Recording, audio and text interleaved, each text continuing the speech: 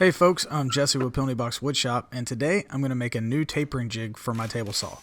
Now this old jig worked pretty good, but it was pretty bulky and kind of a unitasker. So today I'm going to make a new sled, just like this one.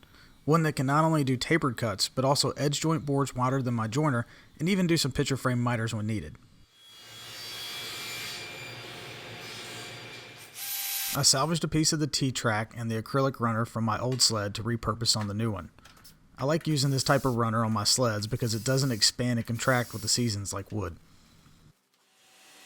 With my track saw, I cut a piece of 3/4 inch plywood to 24 inches by 18 inches. Then I installed a dovetail bit on the router table and cut a dovetail groove at approximately 2 inches from the 18-inch wide edge. After making this cut, I flipped the board over and made another groove the same distance from the opposite edge. Then I moved the fence to 7 inches and cut grooves from both of the same edges, giving me a total of 4 dovetail grooves running in the same direction.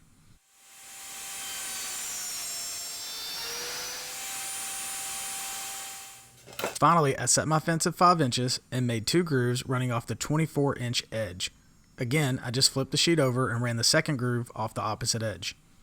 If you're asking yourself why the dovetail grooves, well, it's because I'm using these simple yet effective dovetail clamps for the sled. They slide into the dovetail grooves and allow you to clamp whatever you're cutting securely to the sled. The 6 different grooves on this sled should give me plenty of clamping positions and options.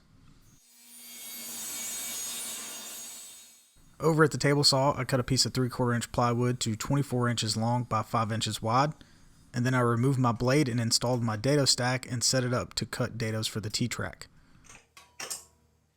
Using a straight edge, I marked a line at a 1/2 inch from the long edge and then used my T-track to mark the exact width needed for the dado.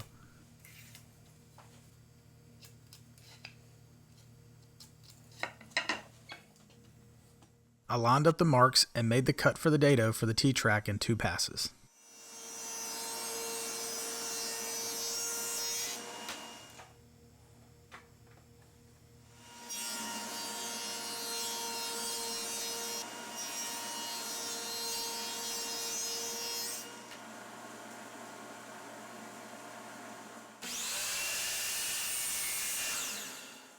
I cut the T-track to final length at the miter saw and then pre-drilled and screwed it in place.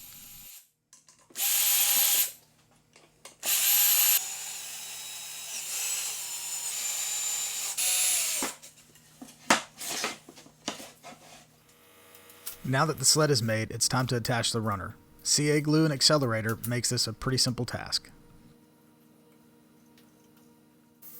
I set my fence so that the sled would be slightly over the blade. That way, after the runner is installed, I can cut the sled to be perfectly square with the miter slot.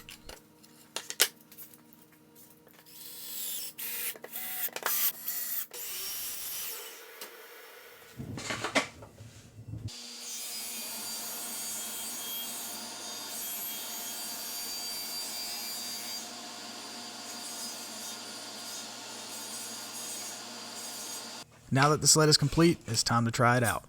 If you want to check out these dovetail clamps or any other tool that I used during this video, I'll put a direct link to them in the description section below.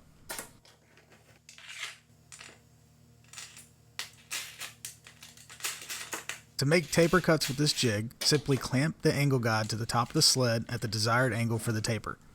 This setup makes it easy for repeatable cuts, and the T-track hold downs keep your fingers safely away from the blade.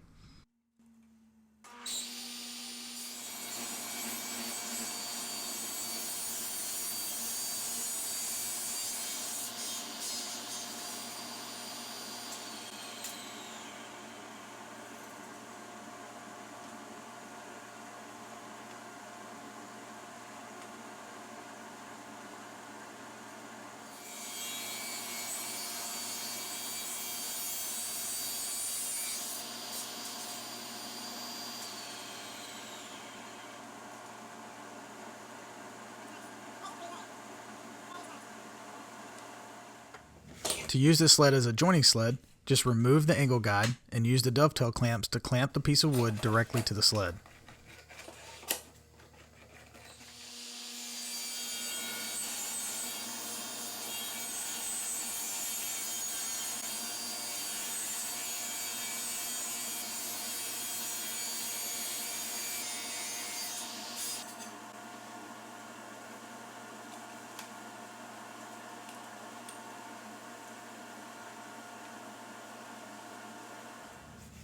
Lastly, if you use a large speed square to mark a 45-degree angle from the edge, then you can use this mark to make 45-degree cuts while holding your piece securely to the sled with the clamps.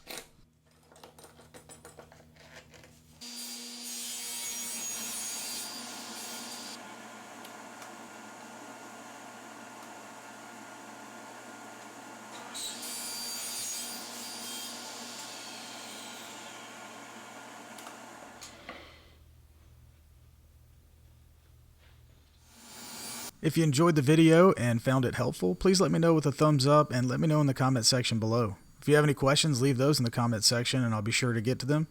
Thanks for watching, and I'll see you next week.